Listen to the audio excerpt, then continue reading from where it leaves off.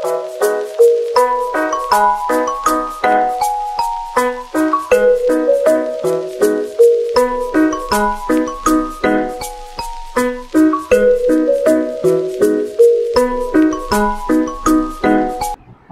আলাইকুম। আজ আমি কথা বলবো গলা ফোলা বা হিমোরেজিক সেপ্টিসেমিয়া নামক এক ধরনের রোগ নিয়ে।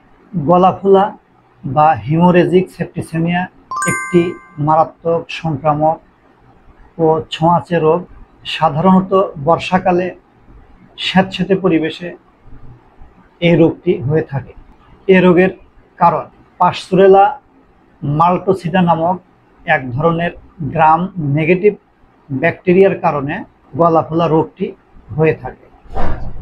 গলা ফোলা রোগের লক্ষণ, যেহেতু এটি একটি ব্যাকটেরিয়াজনিত রোগ, কাজেই আক্রান্ত পশুর শরীরের তাপমাত্রা বৃদ্ধি পায়।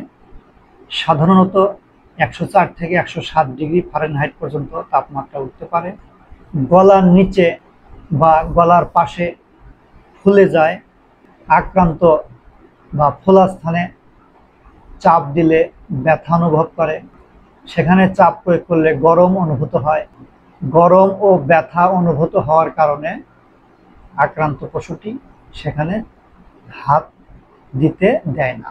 গলা ফোলা রোগের কারণে আক্রান্ত পশুটির শ্বাস প্রশ্বাস নিতে কষ্ট হয়, ঠিকমতো খেতে পারে না, ঢোক গিলতে পারে না, হা করে নিঃশ্বাস নেয়। অনেক সময় জিহ্বা ফুলে যায় এবং মুখ দিয়ে লালা পড়তে থাকে। অনেক সময় নাক দিয়ে সাদা শ্লেষ্মা বা সর্দি নির্গত হতে। হাইলি ইনফেকশিয়াসের ক্ষেত্রে বা তীব্র প্রকৃতিতে অনেক সময় আক্রান্ত পশুটি 24 ঘন্টার মধ্যে মারা যেতে পারে। গলা ফোলা রোগের চিকিৎসা ব্যবস্থাপনা কি? গলা ফোলা রোগের প্রাথমিক চিকিৎসা ব্যবস্থাপনা হলো, যেহেতু এটি একটি ব্যাকটেরিয়াজনিত রোগ, কাজেই চিকিৎসকের পরামর্শ মোতাবেক ভালো মানের অ্যান্টিবায়োটিক, অ্যান্টিহিস্টামিনিক এবং জ্বর থাকলে পেইন কিলার বা প্যারাসিটামল বা অ্যানালজেসিক ড্রাগ ব্যবহার করা যায়। রোগের তীব্রতা অনুযায়ী 5 থেকে 7 দিন এই চিকিৎসা চলমান রাখলে আস্তে আস্তে এই রোগটি থেকে পশুটি সেরে ওঠে।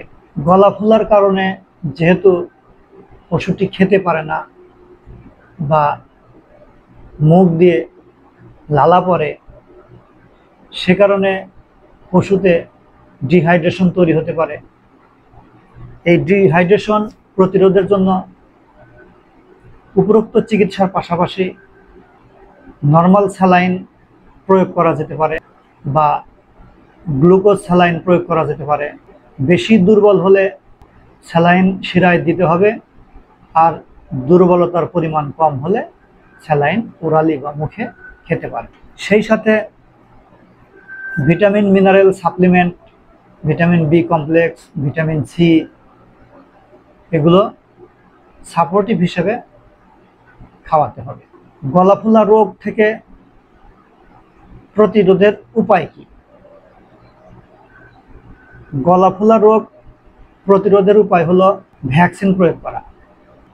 এই ভ্যাকসিন সাধারণত 6 মাস বা তদূর্ধ্ব বয়সী গরু ও বাছুরকে বা ছাগলকে প্রয়োগ করা যায়। 1 বছর অন্তর অন্তর এই রোগের ভ্যাকসিন বা টিকা প্রয়োগ করতে হয়। সেই সাথে খামার পরিষ্কার পরিচ্ছন্ন রাখা, স্যাঁতসেঁতে আর্দ্র ভেজা ইত্যাদি স্থান থেকে পশুটিকে শুকনো পরিষ্কার পরিচ্ছন্ন জায়গায় রাখা।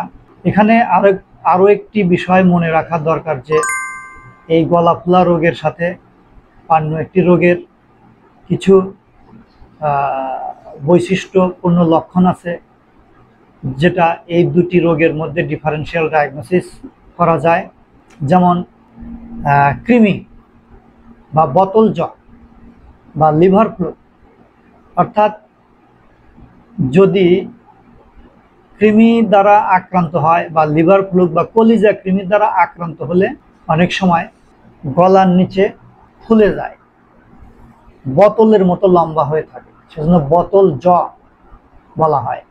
গলা ফুলা এবং বোতল জ বা কলিজা কৃমির মধ্যে পার্থক্য হলো, যেহেতু গলা ফুলা রোগটি হয় ব্যাকটেরিয়ার কারণে, কাজেই গলা ফুলা হলে গায়ে জ্বর থাকবে, গলার নিচে যেখানে ফুলে গেছে সেখানে গরম অনুভূত হবে, ব্যথা অনুভূত হবে এবং সহজে হাত দিতে দিবে না।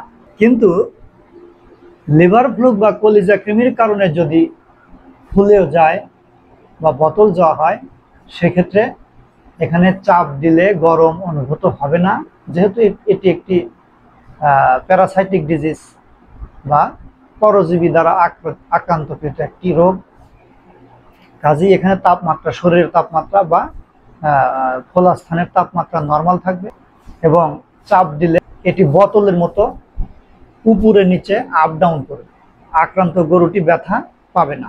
এছাড়াও দুটি রোগের আরো হিস্টোরি নিয়ে এই দুটো রোগকে আলাদা করা যেতে পারে। যেমন গলা ফুলা রোগের ক্ষেত্রে তার ভ্যাকসিন প্রয়োগের হিস্টোরি নিতে হবে, আর কলিজা কৃমি আক্রান্তের ক্ষেত্রে তার কৃমিনাশক প্রদানের হিস্টোরি নিতে হবে। এভাবে গলা ফুলা এবং কলিজা কৃমি রোগ দুটিকে আলাদা করা যায় এবং দুটা রোগ আলাদা করার পরই এর পৃথক ট্রিটমেন্ট করতে হয়। ধন্যবাদ সবাইকে।